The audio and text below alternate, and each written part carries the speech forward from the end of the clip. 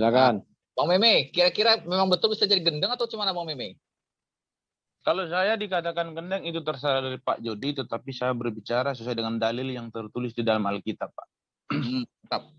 Untuk membuktikan lagi bahwa kemanusiaan Yesus itu dikendalikan oleh Allah yang diam di dalam kemanusiaan Yesus itu banyak ayatnya, Pak. Coba Bapak buka lagi di Kolose 1 saya ayat 9. enggak masalah dengan itu, Bro. Allah gimana toh?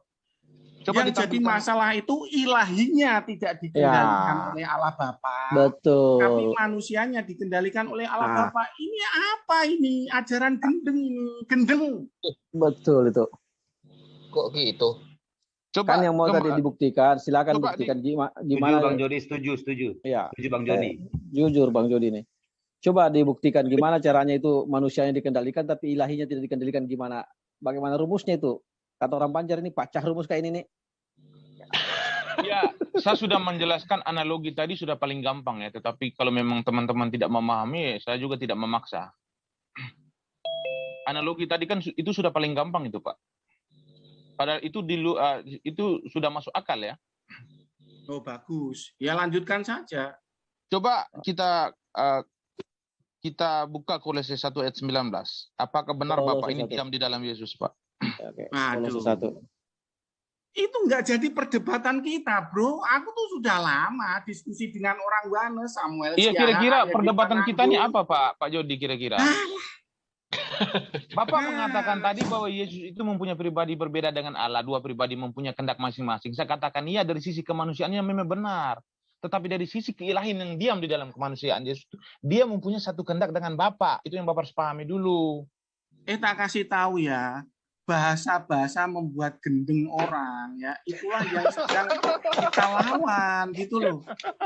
Ya. Acah rumus. Abang udah. Jadi di dunia ini cuma kamu yang mudeng. Aduh, Pak ilahinya punya kehendak sendiri.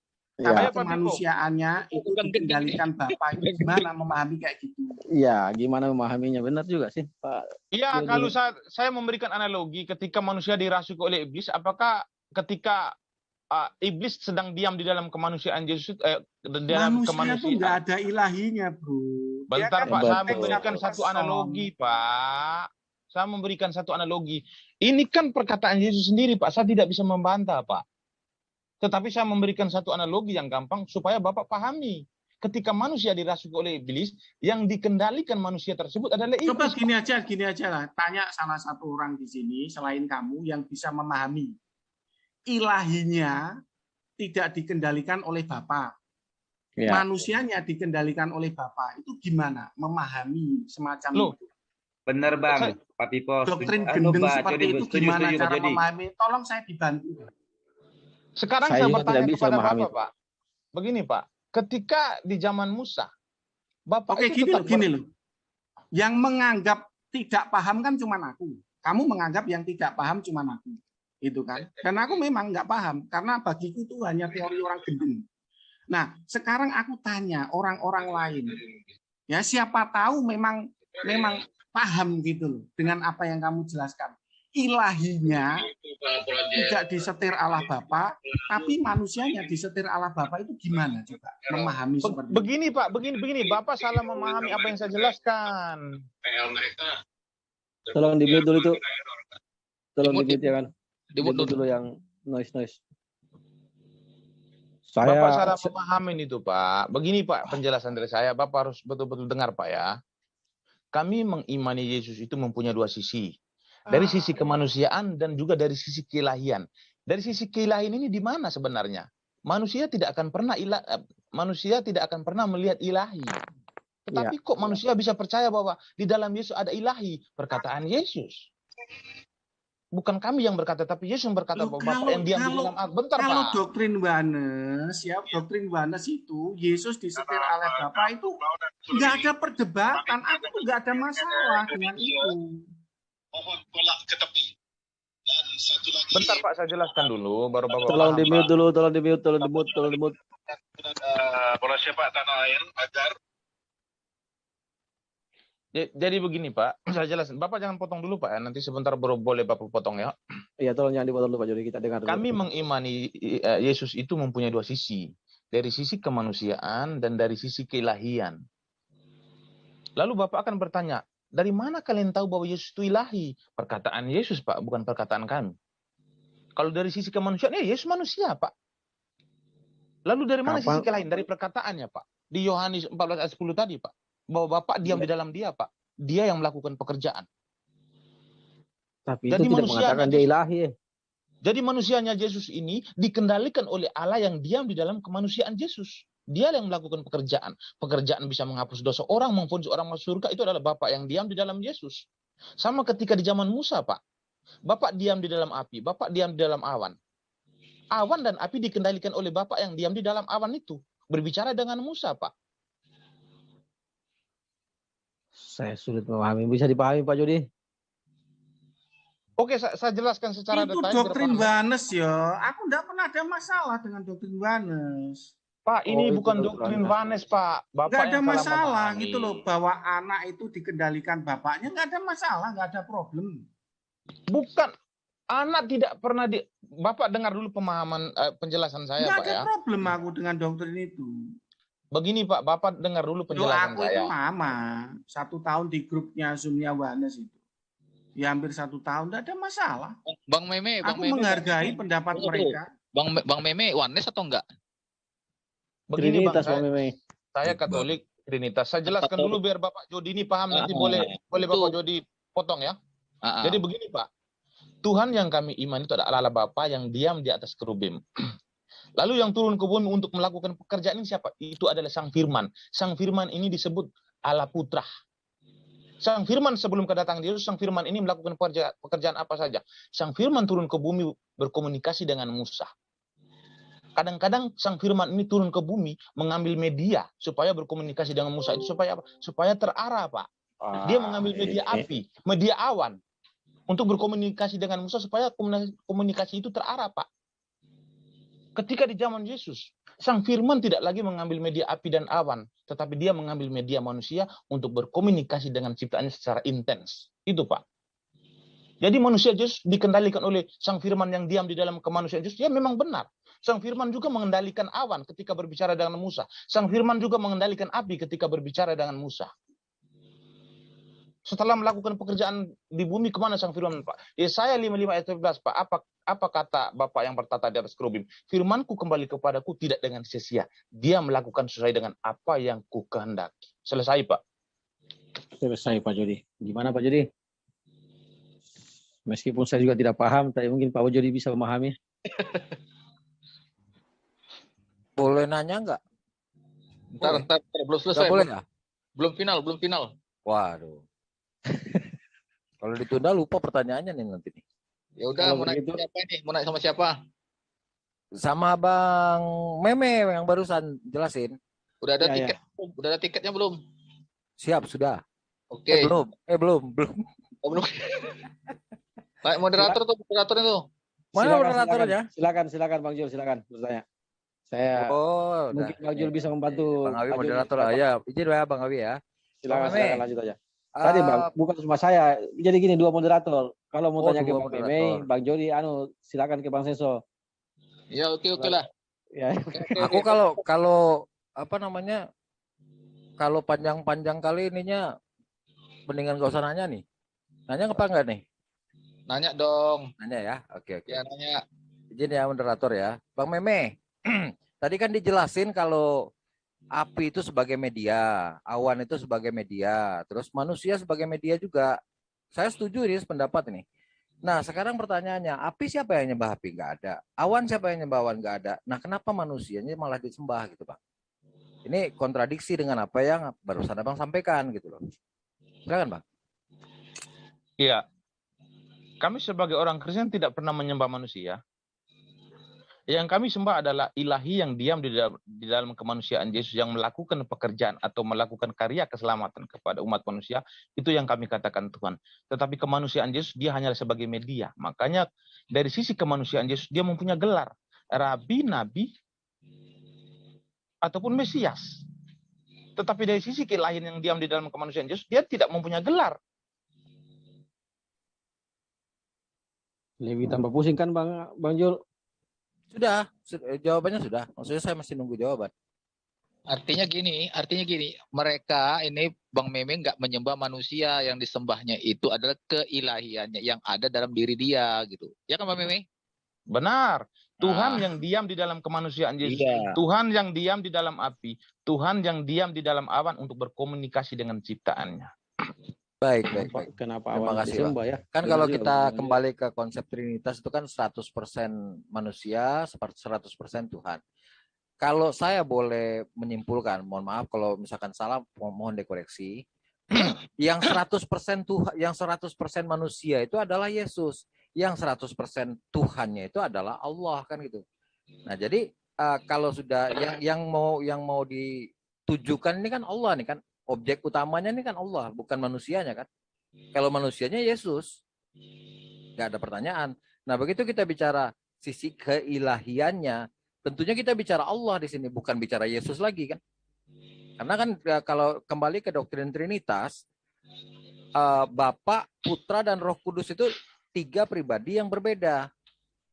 Nah, kalau kita jadikan 100% Berarti ke Putra 100% pribadi yang Tuhan berbeda dan ya? 100% keilahian, ya keilahiannya kan nyangkutnya ke Allah kan. Bukankah begitu, Bang? Benar. Silogisme bermain di sini. Silakan Pak Jody. Ya, silakan. Yang lain. Oh, atau masih silakan Pak Jul. Jadi apa Ya, yang dijelaskan Meme Plus tadi itu semuanya tuh doktrin Yohanes. Moses itu enggak begitu. Dan saya nggak pernah berdebat panjang sama doktrin Yohanes itu nggak pernah. Iya, tapi gini Pak Jody, tapi Ya. Bang Meme nggak mengakui sebagai oneness loh. Loh, nggak masalah gitu loh. Tapi penjelasannya itu persis dengan apa yang dijelaskan Herdi Pananggung. Kau nggak percaya klik-klik zoom yang lampau-lampau itu. Gitu. Yohanes itu ya Begini begitu saja Pak, penjelasan. saya kan menjelas sesuai dengan apa yang saya imani. Enggak, Sekarang Yohanes Bapak dari itu buku membantah. Bapak bantah apa yang saya imani itu Pak. Loh, Saya aku bantah enggak. Bapak. Aduh, Mohon aku izin, tuh nggak Pak. pernah Mungkin debat kalau lama misalkan Pak dengan Jody Yohanes, dengan nggak pertanyaan pernah. yang sama, Pak Jody bisa menjelaskan dengan cara yang berbeda dengan keyakinan Pak Jody, silakan Pak Jody. Jadi begini loh bro ya, Yohanes itu menganggap Allah Bapa itu sebagai dalang. Gitu loh. Dan Yesus itu memang wayang dari Allah Bapa, dan Yesus itu Allah Bapa itu sendiri. Dan mereka tuh belak-belakan ngomong yang disalib siapa? Yang disalib itu ya Allah Bapa itu sendiri. Nah, gitu loh. jujur. Namanya itu partipasionisme. Nggak percaya debat diskusi sama si Samuel.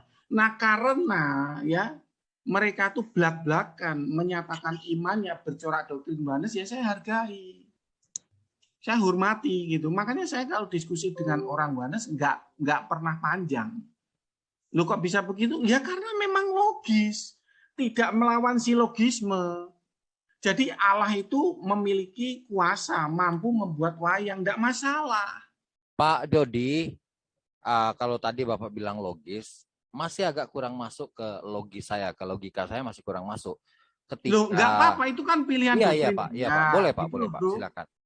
Jadi Masuk akal Pak, masuk akal. Tapi begitu pada kenyataannya di saat terakhir Yesus berteriak Eli Eli lama sabachthani, yang artinya Tuhan. Loh itu nanti.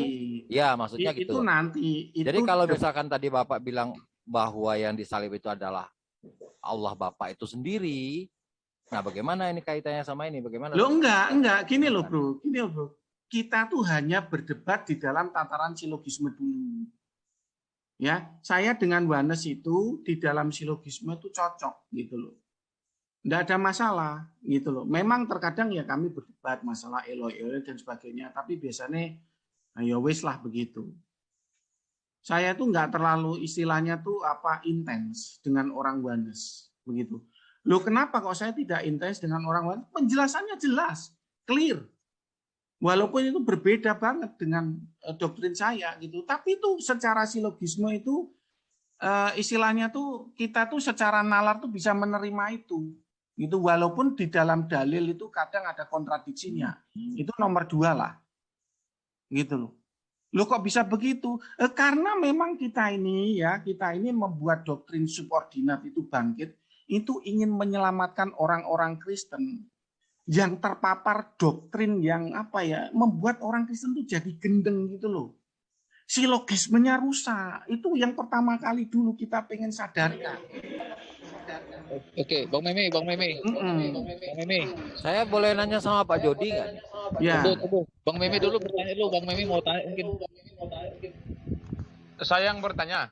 Bang Meme dulu tanya dulu sama Pak Jody. Tanya dulu. Ya. Jadi begini, sebelum saya bertanya, saya mau menjelaskan bahwa kami sebagai Kristen Tritunggal itu, kami tidak mengimani manusianya Yesus itu sebagai Tuhan. Yang kami jadikan Tuhan adalah Tuhan yang diam di dalam kemanusiaan Yesus, yang melakukan karya keselamatan, yang melepaskan ikatan iblis. Iblis telah mengikat manusia dari dosa, lalu Tuhan yang diam di dalam kemanusiaan Yesusnya, itu yang kami imani sebagai Tuhan, bukan kemanusiaan Yesusnya. Pertanyaannya. Pertanyaan saya begini, kalau Pak Jody bilang bahwa Tuhan yang Pak Jody imani ini mempunyai kehendak-kehendak sendiri. Coba saya bacakan dulu di ayat berapa tadi, saya sudah lupa ya. Saya bacakan di Yohanes 5:30-47 ya. Aku tidak dapat berbuat apa-apa dari diriku sendiri. Aku menghakimi sesuai dengan apa yang aku dengar. Dan penghakimanku adil. Sebab aku tidak menurut kehendakku sendiri, melainkan kehendak Dia yang mengutus aku. Lah ya kan menurut. Yesus mengatakan bahwa di sini bukan atas kehendak Dia, tetapi melainkan kehendak Dia yang mengutus aku, Pak. Dia punya kehendak, artinya mempunyai satu kehendak, Pak. Jadi gini loh, Allah Bapa punya kehendak, Yesus punya kehendak, gitu loh. Karena dia tuh menurut, ya jadi kehendaknya tuh simetris. Gitu loh. Mungkin maksud Bapak ini Yesus mempunyai kehendak sendiri, Bapak mempunyai kehendak sendiri. Jadi Yesus ini menurut dengan kehendak Bapak. Ya, itu betul. Pintar ini menurut pemahaman Bapak ya? Iya. Jadi Yesus, makanya kan ditulis di dalam Filipi 2 ayat 8 itu taat. Beda kan? Artinya, iya beda. Beda. Itu loh. Boleh nanya sama Pak Jody? Ya, silakan. Tiketnya ada juga ya. Pak Jody, kalau Bang Meme dengan menyetarakan jadi 3 pribadi, kalau saat ini malah agak lebih masuk akal daripada yang Bapak tadi bilang subordinat. Kalau menurut saya, Pak ya. Kalau menurut saya. Nah, kenapa? Karena kalau sudah tidak lagi setara sama Bapaknya, Bapak nggak bisa lagi bilang itu ada 3 pribadi yang berbeda. Karena ada subordinat, ada subordinat kan.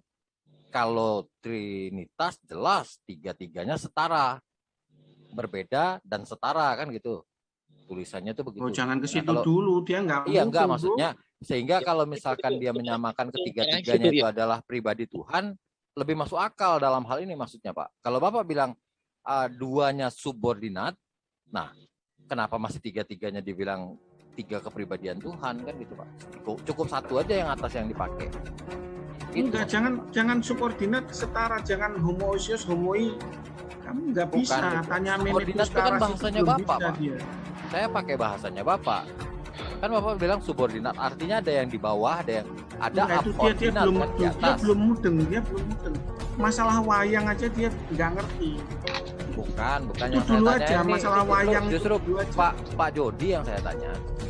Nah, kalau Bapak masih sudah dalam ajarannya Bapak ada subordinat, ya itu tidak bisa lagi disetarakan sama Tuhan. Kenapa? Karena Tuhan itu harusnya setara. Kalau di bawah ada subordinat, artinya sudah tidak setara kan gitu. Benar, saya setuju maksudnya, Pak. Iya, betul. Mungkin ada yang bahasa yang lainnya mungkin bisa lebih sederhana mungkin. Itu bilang tadi. Saya bilang tadi begini, saya minta satu hal untuk menselaraskan ini dibuka di Yohanes 1 ayat 1. Pemahaman itu berbeda atau tidak, di situ dulu. Ke situ semua arahnya, pasti ke situ arahnya. Loh, kalau Meme Bos ya logos itu menyatu toh dengan Bapak, kan tadi sudah saya bilang. Please like, comment, share, and